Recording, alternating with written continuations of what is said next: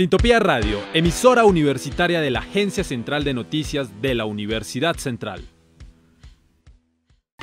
Fusionamos la cultura, la historia y la vibración del hip hop en un mismo espacio creado solo para ti. Somos Métricas Urbanas. Buenas, con los oyentes de Métricas Urbanas, esta vez con un gran podcast todo sobre la cultura e historia desde ayer y desde hoy con lo mejor en cultura.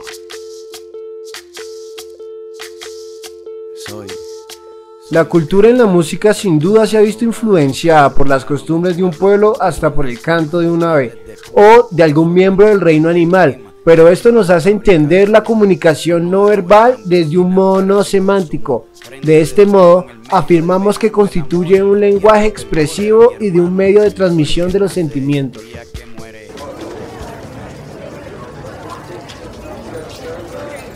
La música y su gran relación con las culturas se ha tomado en cuenta como una forma de distinción en cada uno de estos grupos.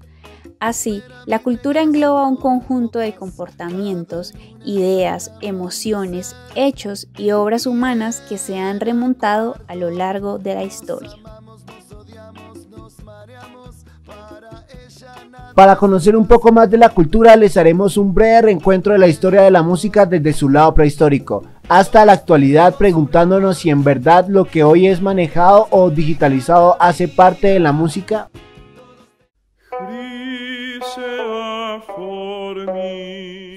La importancia de la música y su función dentro de la sociedad. Este, desconocido sus inicios, se remonta a la era prehistórica, con la aparición de la voz y la percusión corporal, pasando de ello a las civilizaciones.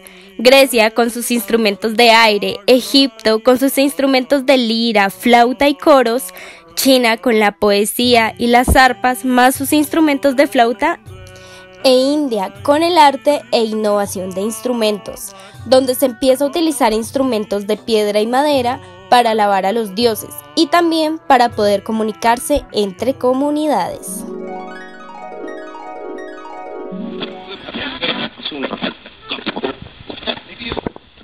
La música ha trascendido volviéndose una parte viva del ser humano. Lo loco es que hoy en día hemos visto a la música y a la cultura juntas hasta el punto de ser un estilo de vida para muchos. Pero bueno, esto no finaliza su recorrido. Si hablamos del Renacimiento y sus principales sonidos, podríamos identificar que durante esta época sus texturas eran polifónicas y que seguían las leyes del contrapunto. Esta era regida por el sistema modal que fue heredado del canto gregoriano.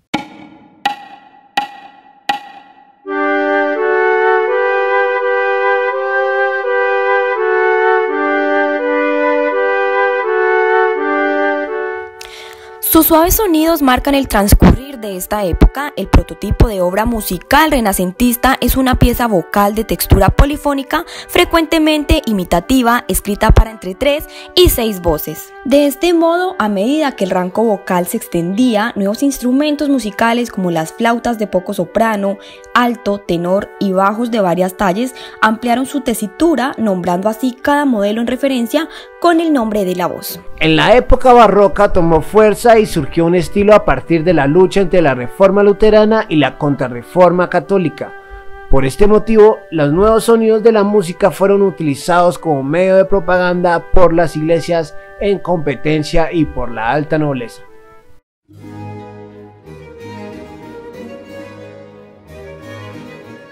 La Europa del barroco fue dominada por estos sonidos, un estilo fuertemente conservador basado en formas de danza, es decir, el estilo francés, con la corte de Luis XIV en Versalles como centro de irradiación y Jean-Baptiste Lully como referente.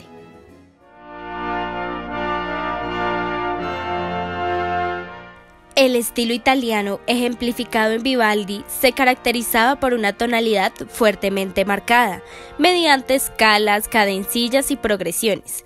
La melodía al servicio de la armonía, las fuertes modulaciones, el rápido ritmo armónico, sus formas abiertas de frases asimétricas y el uso libre de la improvisación.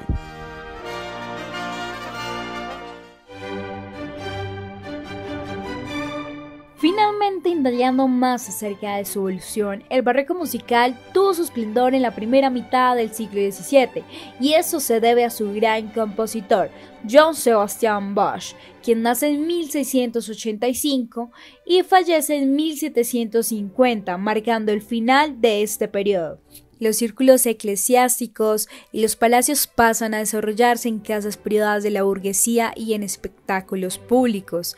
Se construyeron salas de concierto donde se podía escuchar música a cambio de pagar una entrada. Se dice que la gente de la clase media tenía mucho dinero y podía pagar para entretenerse. Aquí, dato curioso es que Haydn y Mozart trabajaron para la realeza, la aristocracia y la iglesia, y de esta forma la música llegaría a todas las clases sociales, y acá nace el concepto de concierto público. Por otra parte, el romanticismo abarca todo el siglo XIX, aunque con anterioridad en Beethoven se empieza a percibir características que van perfilando este nuevo periodo. Puede decirse que la transición del clasicismo al romanticismo se produjo sin brusquedad, como si este fuera el resultado de la evolución natural del estilo clásico. El compositor y pianista de origen polaco es uno de los creadores del romanticismo en la música, el cual exploró por nuevos terrenos en la armonía.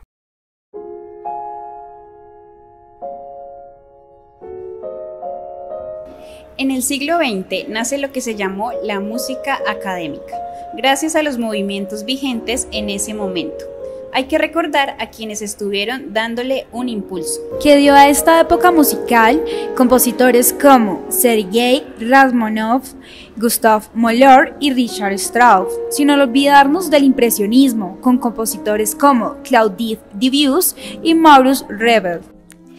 Esto es todo por esta vez, pero recuerden que en nuestro siguiente podcast hablaremos un poco más acerca de esa cultura que han vuelto a la música. Somos Métricas Urbanas, les enviamos un abrazo.